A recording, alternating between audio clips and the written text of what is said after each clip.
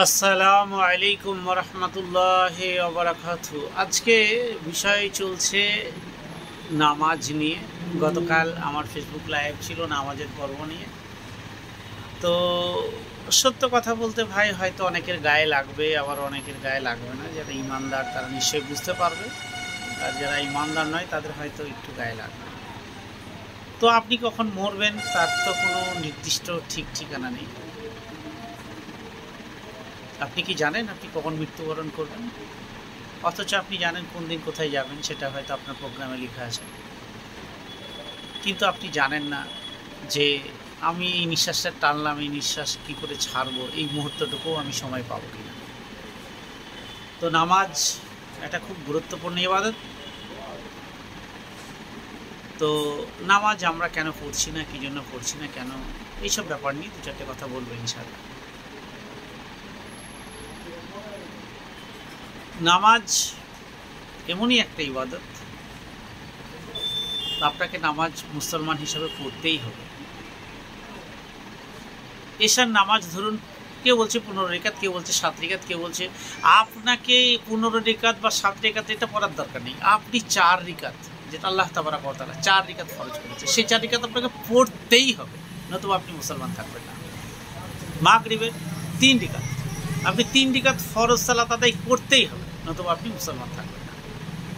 আসরের 4 রেকাত, আপনাকে 4 রেকাত তুলতেই হবে। আপনি কোথায় বুকে হাত বাঁধলেন বা নাভির নিচে হাত বাঁধলেন না পেটের উপরে হাত বাঁধলেন, সেটা আপনার ব্যক্তিগত ব্যাপার, সেটা পরে হবে। কিন্তু আপনাকে নামাজ পড়তেই হবে। যাই হোক, নামাজের পর্ব এরকম। নামাজ না পড়লে মুসলমান থাকা যায় না, নামাজ পড়লে মুসলিম হওয়া যায়, নতুবা মুসলমান হওয়া যায় না। আল্লাহ নবী মুহাম্মদ সাল্লাল্লাহু আলাইহি ওয়াসাল্লাম বলেছেন তাদের কথা আর এদের কথা। তাদের বলতে কাদের বুঝিয়েছেন? তাদের বলতে যারা নামাজ পড়ে না, তাদের বলতে কাফের বুঝিয়েছেন। এদের বলতে যিনারা সাহাবা, হযরত মুহাম্মদ সাল্লাল্লাহু আলাইহি ওয়াসাল্লামের সাহাবা, যিনারা নামাজ পড়েন, এদের কথা বুঝিয়েছেন।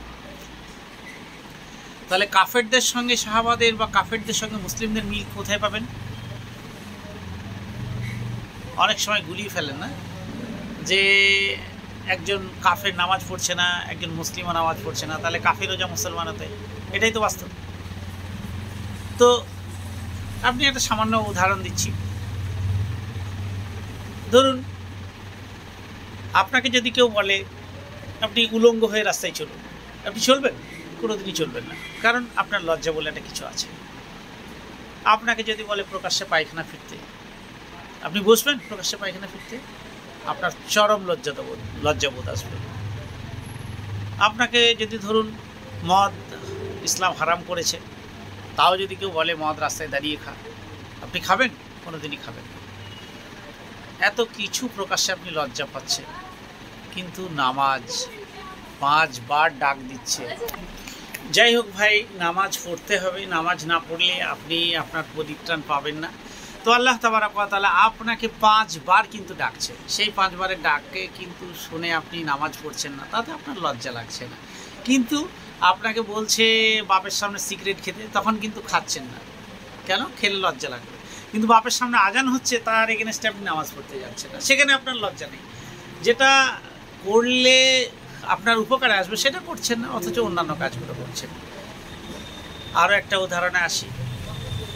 আমরা নামাজ কেন পড়ছি না তার একটা মহৎ কারণ হচ্ছে, আমি ছেলের বাবা, আমি মেয়ের বাবা, আমি আমার অর্ধাঙ্গিনীর স্বামী, আমি নামাজ পড়ছি না, কিন্তু আমি ভাত খাই। আমার ভাত খাওয়া আমার ছেলে দেখছে, আমার মেয়ে দেখছে, আমার অর্ধাঙ্গিনী দেখছে, আমার পাড়া প্রতিবেশী দেখছে, তারাও কিন্তু ভাত খাচ্ছে। কিন্তু আমি যদি নামাজ পড়ি, আর নামাজই যদি আমার একদম সৎসঙ্গ হয়ে থাকে, তাহলে আমার ছেলে মেয়েও নামাজ পড়বে, আমার অর্ধাঙ্গিনীও নামাজ পড়বে, আমার প্রতিবেশীও নামাজ পড়বে।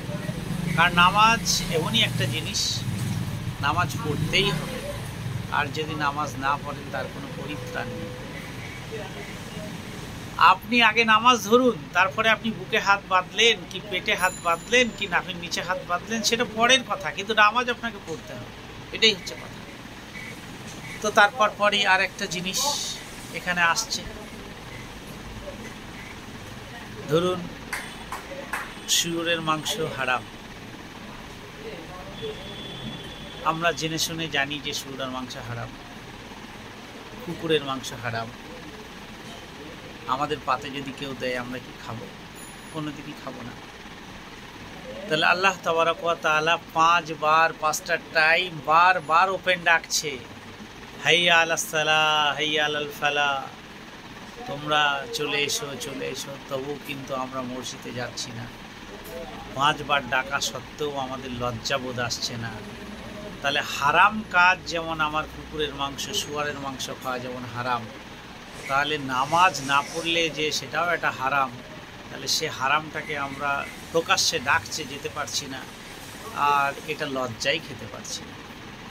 যদি সত্যিই আমার বাপ মা শুয়োর বা কুকুরের মাংস খেত, তাহলে নিশ্চয়ই আমরাও তাদের সঙ্গে সঙ্গে খেয়ে অভ্যস্ত হয়ে যেতাম। তখন আর হালাল হারাম বলে কোনো পার্থক্য বুঝতে পারতাম না। যাই হোক, ছোট ছোট মুখে বড় বড় কথা বলে ফেলছি। যদি কথার মাধ্যমে কোনো ভুল ত্রুটি হয়ে থাকে নিশ্চয়ই আপনারা ক্ষমা করবেন।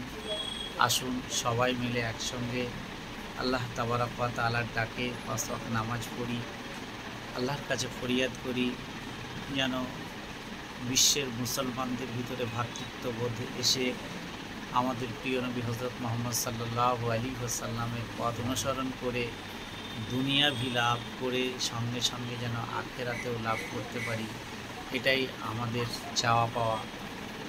আল্লাহ তাবারক ওয়া তাআলা সারা বিশ্বের মুসলিম সহ সমস্ত জাতির কল্যাণ করুক। আসসালামু আলাইকুম। আজকে এই পর্যন্ত। আপনারা ভালো থাকবেন।